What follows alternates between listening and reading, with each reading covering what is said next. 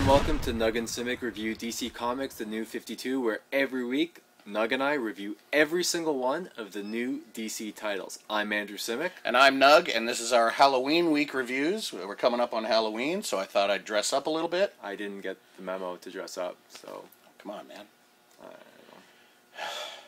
Our first book this week is actually Legion, Secret Origin. Now, admittedly, the Legion comics haven't been your cup of tea in the New 52. And I was excited. I really wanted to get in on this whole Legion business. I mean, like I said, I only knew the Legion from Superman stories.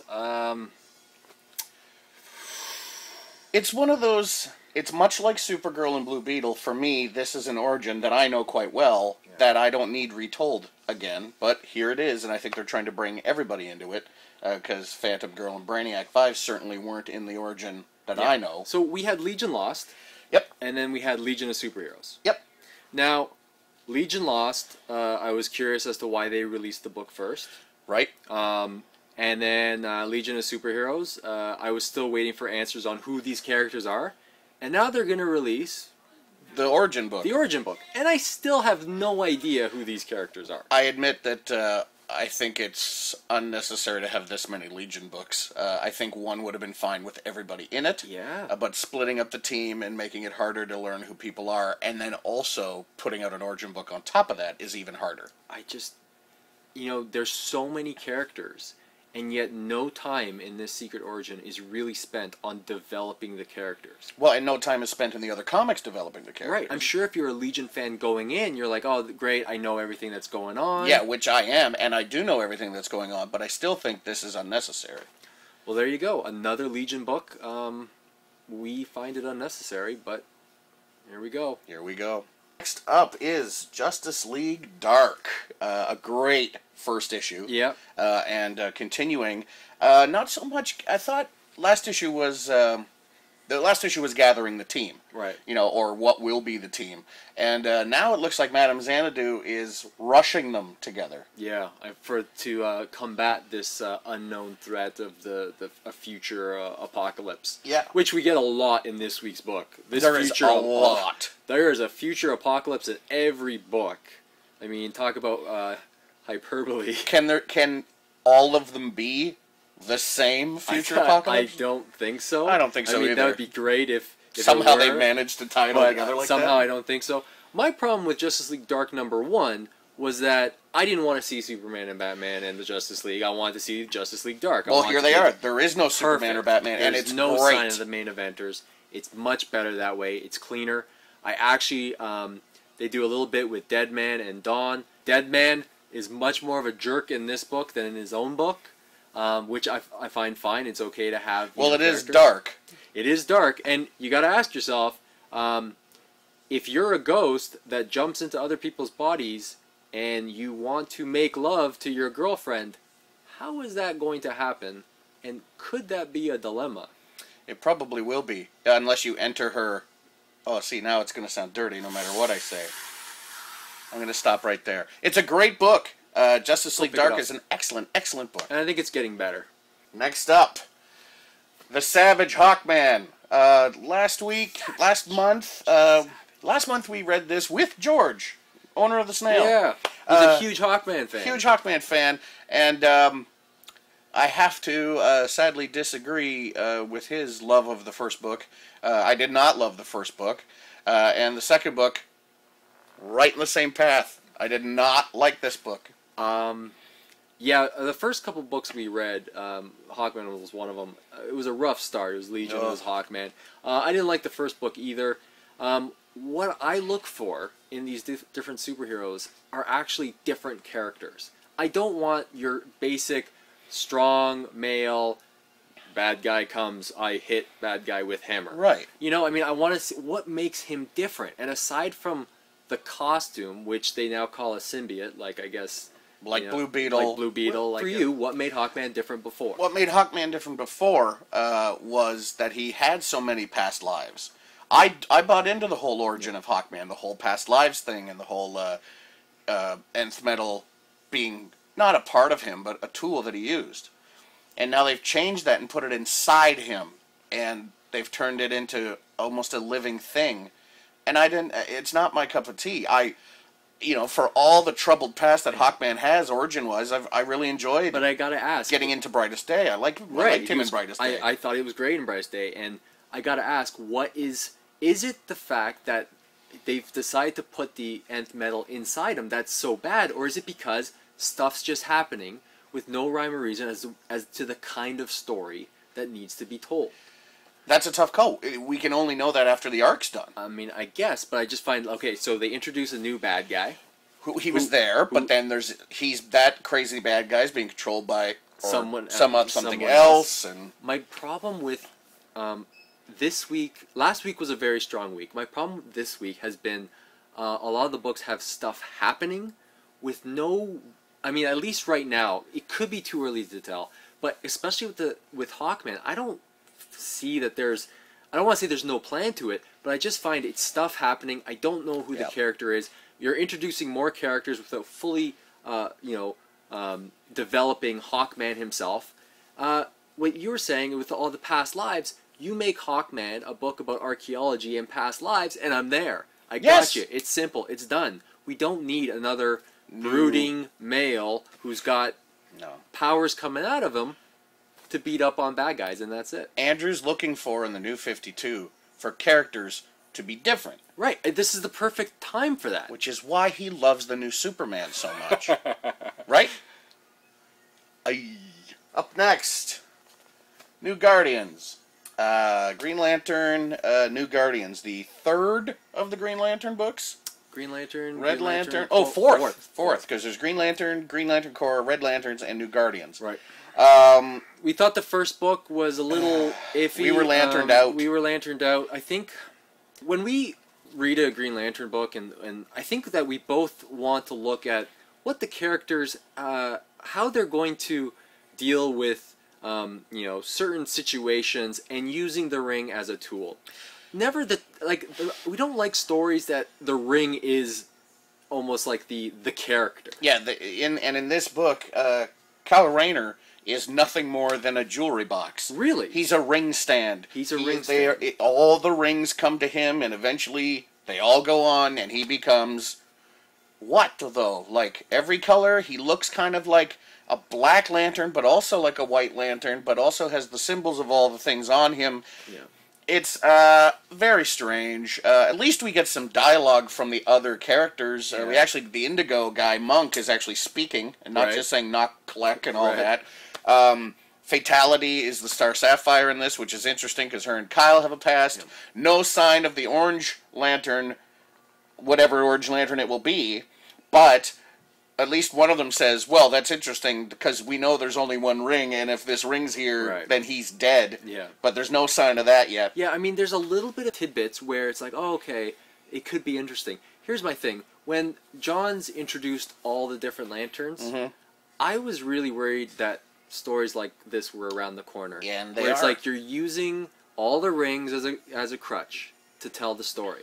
It's almost like the ring needs to be used as a tool for a larger story, not the focus of the story. But if the Red Lantern book has Bleeze in it as this next character who Atrocitus is going to bring up to intelligence level rather than just screaming and puking blood everywhere, that's clearly already happened. Right. I would have liked to see that happen first. Right. St. Walker, the Blue Lantern, is the big lantern of the Blue Lanterns. He's the Hal Jordan. Yeah. But these other guys are just the runner-ups for all the other colors. Yeah. And the orange one hasn't even shown up yet. So I am sort of not okay with that. Right. I'm okay with there being other characters in a book, but I would much rather see the lead Sapphire. I'd rather see Sinestro in there. Arkillo's a great character.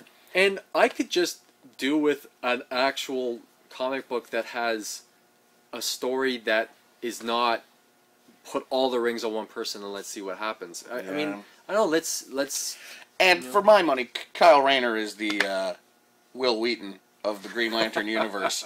I don't mind Kyle. I don't mind Kyle either, but everything happens to Kyle. Yeah. He became Ion. His girlfriends die. Now he's every lantern. There's got to be somebody else out there. It's like he's the chosen one. Well, he was. Ganther came to him, and the rings go to people, but Ganther came to him. That, and it's, are we lanterned out? when it comes to some of the books, I think yes, because they're using the ring not as a tool, but more as a crutch. Up next, oh boy, Batman, Dark Knight. You like Batman? I do, but this was my least favorite of the Batman books. Yeah, and you're right. We get to see a myriad of Bat villains hopped up on the juice. Yep. It's a reverse of Scarecrow juice. It looks like it takes the fear out of people and hops them up, so now they've got no fear. It's Green Lantern juice. Yeah, I mean, my same issue with this book as with the Green Lantern book. It's almost like felt like a video game to me, and I've been playing a lot of Arkham City. So have I. Of course, then my data got corrupted, and I had to start all over again. I passed the game with flying colors. Good for you. You're a real hero. Yeah. Yep. You can't see the sarcasm. You cannot see the sarcasm. I will not notice the sarcasm. But with Batman Dark Knight, first the good. I love the art. I think the art looks very, very well drawn. I like the Batmobile. I like the designs. But, if your thing is all these characters are, shot up on Venom or something like that makes them all like mini Banes. So, spoilers, you see Two-Face, a Joker hopped up. But the returning ventriloquist. The returning ventriloquist was nice, I have to admit. And he was really super creepy. Spoilers, he loses the doll, so he uses a human as Which is so great. puppet. Because he's super strong, so he can do that. So, it wasn't overall a bad book, but when you have Batman books like Batman, Batman and Robin, and Batwoman, and even Batgirl, Detective Comics. And Nightwing. What I'm trying to say is... And Red Hood and the Outlaw. All those books seem to be better. Yeah, they are all better than this. So, I mean, the fact that I like at least among them, is it the worst book of the week? No. No. It's still good. It's a good book, but it's just... It's just not as good as the other books. Is Batman Dark Knight the Green Lantern New Guardians of the Bat books? I think it is. Up next, The Flash, Volume 2, or Issue 2. Excellent book first time around. Nothing changes. Excellent book this time around. We get to see the Flash learning to use a new part of his power, and the way that it's drawn is so cool. I 100% agree with you on this book. Oh. I thought that I didn't know where they were going with the multiple man villain in issue 1. Yep. They kind of leave a little bit of it, but issue 2, they ask the question. The Flash is super fast, but if he could unlock the speed in his mind and process information at the speed at which he can actually move, what would that be like? And they answer that question, and it's amazing. It's a great read. Highly recommend The Flash number 2. Absolutely. It makes me want to say I would recommend Flash number 1 so that you can read this. I think DC knows exactly what they're doing with this character now. Yep, they do. And it's a really great read. It's really fun. It almost makes you forget that Wally's not around. Almost. I really liked Wally too. Wally's great. Fury of Firestorm is the Nuclear Men. First issue I enjoyed quite a bit. Andrew enjoyed it as well, but he thought the shoehorned racism... The shoehorned racism plot angle was shoehorned in. Well, that's all gone. Right. But now, in place of shoehorned racism, and it's everything. It's everything. It's so much. This will definitely take 2 or 3 reads just this issue. I don't want to read it that many times. To figure out what's happening. And now, also, guess what? What we thought was an art printing problem with my issue last time, or your issue last time. Yeah. Apparently not a problem. Apparently that's the way the art looks. Yeah, I mean, the blacks aren't black. It really looks weirds very me out. faded. I'm still unsure if... It all looks like colored pencils. It's weird. Yeah, I mean, it's almost like it's unfinished. I have an issue with this issue. Go on. Of Fury of Firestorm. I just find that everything is shoehorned in. I mean, they fight. Wow. They're together as Firestorm, and then it's them talking inside Fury. Yeah, right? so you get to see what it's like when that thing is around. And then they, separate. Which we never see. And then they talk some more. About what happened. I mean, just... And then they've got to become Firestorm separates again. Yeah. And somehow they already know how their powers work. Yeah, exactly. Then, Somehow they automatically know Ronnie, it just who seems has fast. no idea what's going on. And I'm not going to call it rushed. I don't think it's rushed. You don't think it's rushed? No, because they pack a lot in there and they explain a lot of things. It's just all of it happening at once. Right. So it's not rushed. It's not like we got to hurry up and tell you this, because if it was rushed, they would have missed something. Right. It's all in there. It's just everything's in there.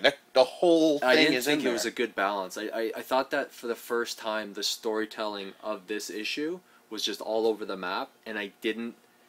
Oh my God! Is it wrong when I start caring for the bad guys? No, I think you said it best when they split up and people are dead, their friends are dead, and they're talking about what's happening. And Ronnie says he has to go to he has tickets to a music concert that he's gonna take some girl with huge knockers to, and I'm like, people died, dude. People died. Then the first thing you think about is going to the concert. I don't care if it's Radiohead. Deal with what just happened and figure out, and like, you're this nuclear thing now, so deal with it. But instead, I want to take that chick with the big boobs to the concert. I just find it's this issue was probably the most disappointing book this week for me, because I didn't mind issue 1, and I was actually interested in where they were going. I think issue 2 is a huge step back. The pacing of the book is off. And it doesn't feel like.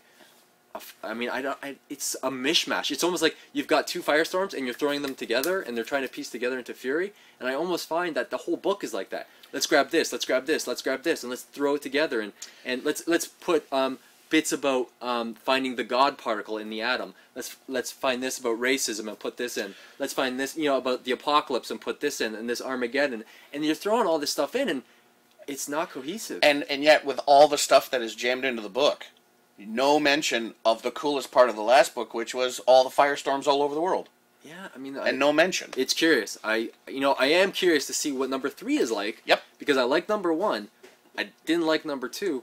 We'll see. Again, it may all play out by the end of the arc, which is why we're doing this. That's right. Next up, BlackHawks number 2. Now, I was saying when we were reading these, BlackHawks, it's a fine book. Yeah. It's a fine book.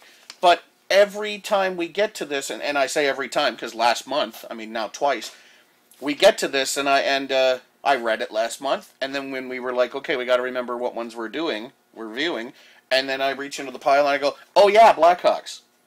Again, this month it gets here and I go, oh yeah, BlackHawks. It's not tops on my list. It's not the bottom of the list. It's not standing out for me in any way. It's just there. Yep. And it's somehow connected to the rest of the universe, which I don't care.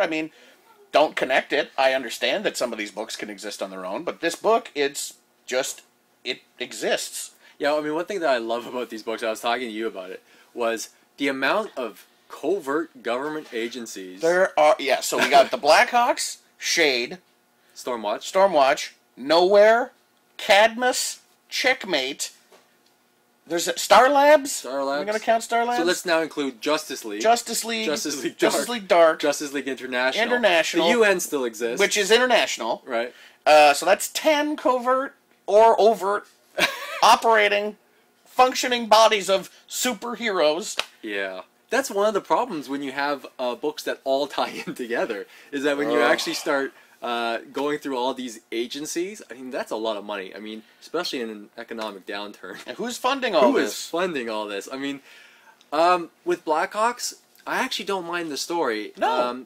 I'm actually enjoying it. One of the things I was telling Nug before when we were reading it, I can actually appreciate when the book is, I don't want to say on its own, but it's in its own genre. And I do like that. They're like we were saying about Men of War and I, Vampire last month, which was it's too bad they tied it in with a superhero, because it really very coolly exists in its own little corner of the DC universe. And I found that whenever they brought it into the universe, I felt like, using the term we used earlier, shoehorning it into the universe. There's a lot of shoehorns. Yeah, when you don't need it. It's a good story on its own. Absolutely. Up next, Teen Titans. Look, we're getting Look at Skitter. The weird spider-looking person that was on that first cover that we are finally getting introduced to. We get some nice dialogue between Robin and Cassie. Don't call her Wonder Girl. We get some nice Kid Flash moments in prison. We get Robin going to find Skitter. Yeah, and we get a page of Superboy. Get a page of Superboy. Looks like the team's coming together. I enjoyed it. I mean, the first issue kind of left me lukewarm. Yep. But I'm enjoying. It's an updating of the Teen Titans, Yep. and I really think Lobdell is doing a great job with Tim's interior voice. And not only that, but the dialogue is really great. Like the characters' interactions are really fun. The thing is with what he's doing, the characters all have their own voice. Mm-hmm. You know what I mean? Like with Legion, they all sound the same. Yep. Here, Tim Drake sounds like a smart, well thought out person. Bart just sounds erratic and just, his mind is going all different places. Cassie obviously has she's like that loner thing and a lot of issues, right? I like that. I like that the characters, not just their costumes are different, but their voices are different. Yes. And their actual character is different. So I give Teen Titans a thumbs up. I actually really enjoyed it, and I really like the art in the book. Yeah, and the Skitter looks interesting. This new character, actually looks interesting. Yeah, I mean, I really liked the last incarnation of the Teen Titans. I really liked what Jeff Johns did. So me saying that I'm liking this book is kind of a big deal. It is a big deal. Hey, internet, that's a big deal. It's a big deal. But yeah, I mean, I would recommend this book, and I'm looking forward to Teen Titans to come. Mm-hmm. Up next, from the deep comes Aquaman 2. Aquaman was so good last month. So fun. So fun. And we, right when he decides, this is my favorite thing about the whole book, it was so good, and then right at the end he's like, you know what? They may not like me, but I'm going to stick around up here. Yeah. And then a huge menace from the ocean shows up. Yeah. And here it is. And it still plays up on that stuff about no one really not digging Aquaman, but not understanding that he's a hero. I think Jeff... It's so good. I think Jeff Johns is going to start writing comedy shows. He should. George, come here. While we have you here. Come here. We'll cut this. We're going to now take a quick cut. We'll probably put this back in the Hawkman stuff. Either way. Hawkman stuff. It's terrible. Awful.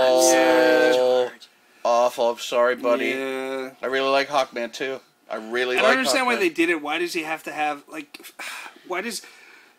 They can't write somebody with wings, because I guess it kind of makes no sense. Yes, but it's comic books. Guess what? Tim Drake has wings. Yeah. Tim Drake has wings. Yeah. Hawk and Dove have wings. That's a bad example. Back to Aquaman. It's excellent. The threat is real. The threat is scary. And Aquaman doesn't know what they are, which is really cool. He knows what everything in the ocean is. Everything is hitting with Aquaman. It's so great. I didn't really care about Aquaman going in, and I know the whole plan was to make you care about the character of Aquaman, and Jeff and Ivan are doing a great job. Ivan's art, top-notch. I mean, God, I wish they could clone Ivan. I really do, because he is just amazing. I'd like to see that care in the art on other books. Yeah. But if it's got to be on Aquaman and it's got to be that good, I'm glad it is. Pick it up. Up next, oh no, Voodoo. Careful, internet, don't break in half. It's a hot girl in a comic book. Issue 1 was a surprise. We enjoyed it. It was a great story. Was not expecting to enjoy it. Really great artwork. Yep. And then issue 2 shows up, and guess what? Still continuing a decent story. The art is great. Yep. And you actually get a little bit of a really nice dynamic between the female FBI agent and Voodoo, which is opening the book is awesome. Yeah. And then just the story of now there's a personal reason for the chase too, which is really great. And remember earlier on in this show where I said when a book knows what it is and embraces that, that's where it shines. Voodoo is a B-movie book. Oh, it's such a good If you like B-movies, this is it.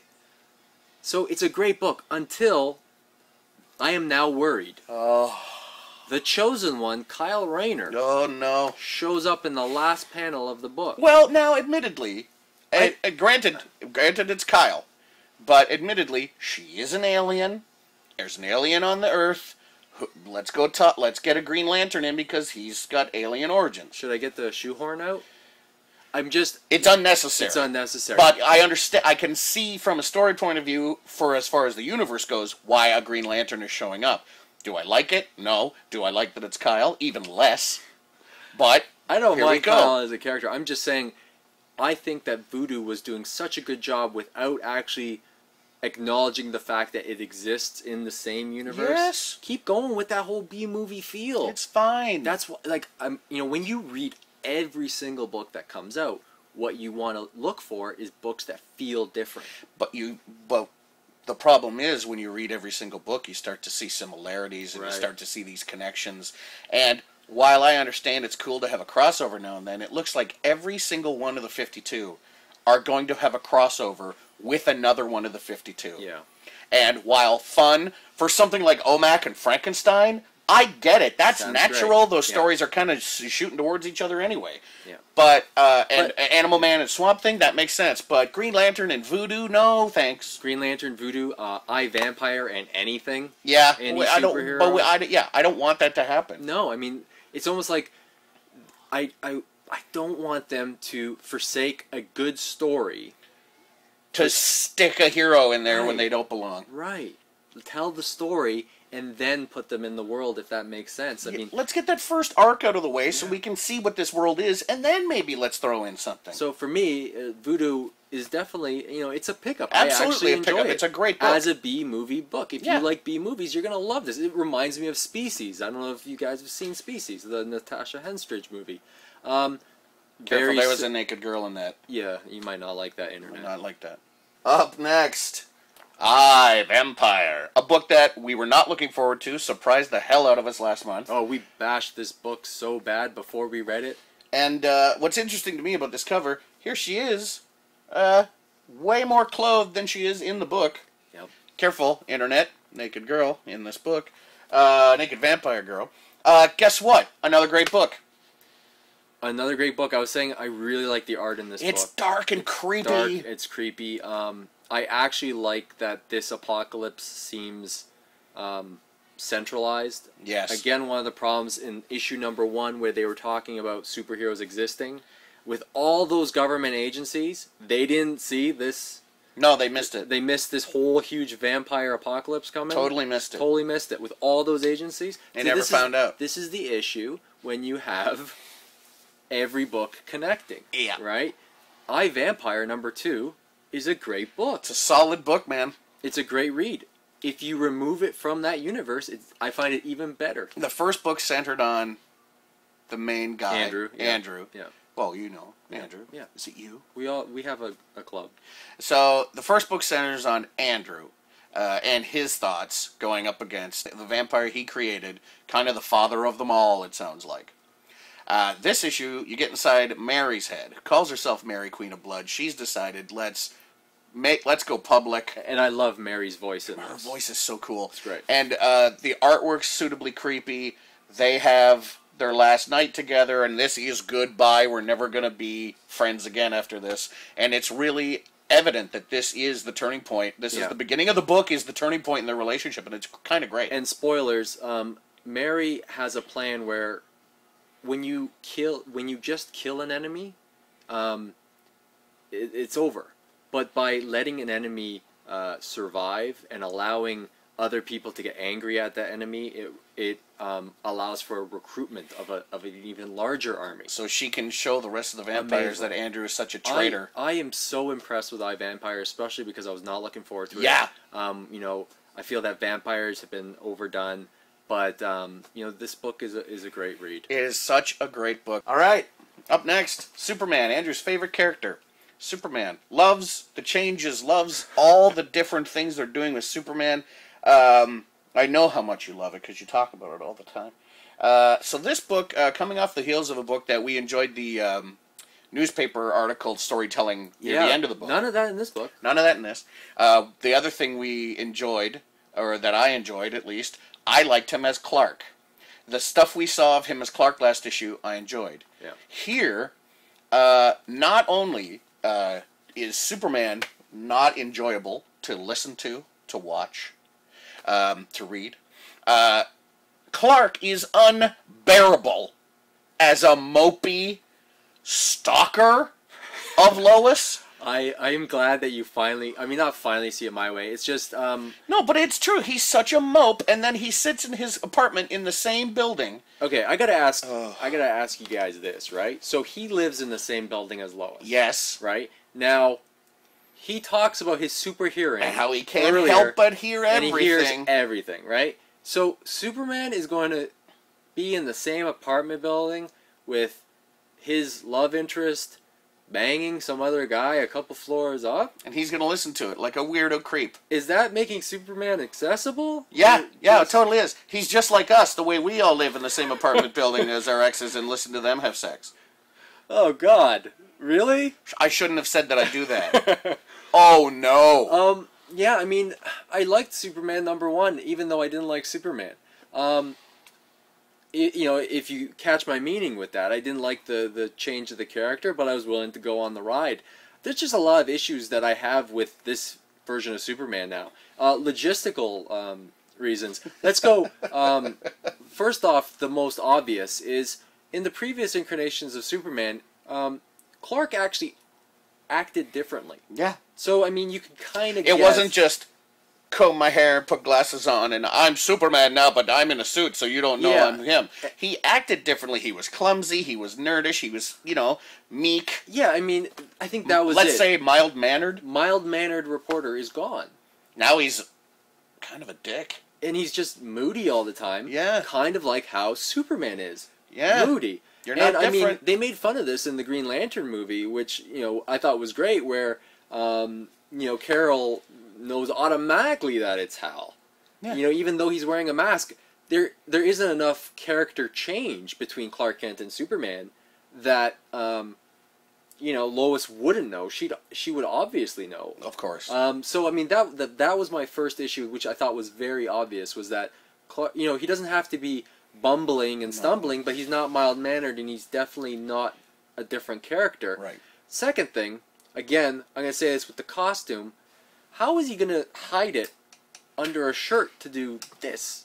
Isn't this what Superman does? Not anymore. Not anymore, because he's got a turtleneck now. So he's got to wear those high Don Cherry collars to hide his high Don Cherry collar. And for our American viewers, Don Cherry is a you know what? Can you edit in a picture of Don Cherry real quick? Yeah. Here's a picture of Don Cherry. There. Okay, so Superman's got to dress like that I guess he's got to now. wear that to hide the fact that he's wearing this armor underneath, because this is what he does, right? I mean, I don't know. So that's kind of a nerdy issue that I have with it, where it's like, well, the costume. But I think my overwhelming issue is that this is a very brooding, depressed Superman. And a depressed Superman is no fun. Yeah. And I'm sorry, but honestly, like, I'd rather see him as the Big Blue Boy Scout than this depressed, creepy, stalker, mopey nerd. Superman, I thought that, you know, with Superman Returns, the movie, I thought that's where they did the misstep, and everyone hated the fact that Superman was here stalking on Lois and her kid, instead of, you know, being a hero and going out and saving the day, which, you know... No, well, they also hated it because it was a giant Mountain Dew commercial. And finally, guys, mask is coming off for this, because it's All-Star Western. I cannot tell you enough that when I read All-Star Western last month, I thought, hands down, it might have been the best book of the entire 52. Like, I will put it up there with Animal Man and Swamp Thing as one of the breakout, amazing books. Just a great story with great art. And, again, this week, here it is, and it's phenomenal to me. It's such a great story. I call it the buddy cop picture, with Arkham and Jonah Hex being buddy cops. Last month we got an extra thick issue of All-Star Western to kick it off, which was great. This month we get an El Diablo backup. Yeah. Now, with all hope, in my head, how great would it be to have that backup character show up next month in the story? Or even later on. But then we know who they are. Right. But they're giving us a snippet of all the other Western characters that could possibly show up in All-Star Western later on. Like, it's its own being. Even though it appears in, you know, this universe. And but it's in the past, and it has connections to Gotham later on. And I almost wonder, because of the success of All-Star Western, you know, it's too bad they didn't choose to put maybe Men of War in the past as well, so that they could at least separate it from the DCU, and it like be its Demon own Knights. thing. Like Demon Knights is in the past and is its own thing, but has connections to the future and has connections to the rest of the DC universe. But it can be its own thing. But it can be its own thing. And I think, like, I mean, All-Star Western is just a great read. It's so If you good. like Jonah Hex, I mean, he's badass. Not the again in movie. this. Pay no attention to the movie. If you like Jonah Hex the book, Yes. get this. If you like the Arkham Asylum video game and the Arkham City video game, get this. Yeah, I mean, it's playing on the history of what Gotham was built upon, and it's a great book, and it's not afraid of what it is. It's a Western, it's gritty, it's bloody, it's action-packed, and it's dark. Oh. And I loved it. Now it's time for Red Tornado Watch. There is no Red Tornado in this week's comics. Okay, now it's time to look at our books of the week. Did you see that she gave a thumbs up when there was no Red Tornado? I didn't see that. I saw it. Well, I never saw that at all. I never saw it, so don't. It's not a problem. Not a problem. I didn't see it. Thank you for doing that. So now we're going to do our books of the week, and every week Nug and I pick 6. A lot of times our 6 are the same books because we share the same tastes for good books. Okay, so first up, The Flash. A great book, definitely a pickup. Yep. All-Star Western. Oh. Is this your book of the week? Yeah, it has to be. It has to be. All-Star Western is my book of the week. It's definitely a pickup. I, Vampire #2. Pick it up. I agree. Voodoo #2. Another one of our picks. Mm-hmm. Aquaman. And then you're gonna go Teen Titans? Teen Titans. And was that, how many was that? That's 6. And what are you gonna do? But instead of Teen Titans, I'm gonna throw Justice League Dark and up that's there. perfect. He knows me well. He knew I was gonna pick Teen Titans over Justice League Dark. But but Justice League Dark should be in this pile as well. But looking at these books, I, Vampire, Western, Dark, Voodoo. You know, that's a lot of books that aren't superhero books. Yeah, and guess what? In Aquaman, there's no other heroes. Yeah. There's no other heroes. Like, there's no, we're going to have a visit from somebody. There's none of that. In Flash, too, not another visit from somebody. It's just their book. All-Star Western, just their book. Finally, this week, Justice League Dark, just the team. No other visitors. Other than Dawn, but that's fine, because we had to see a creepy breakup. And I haven't said my book of the week this week. I want to say All-Star Western as well. But he's taken it. So I would say that would be my pick.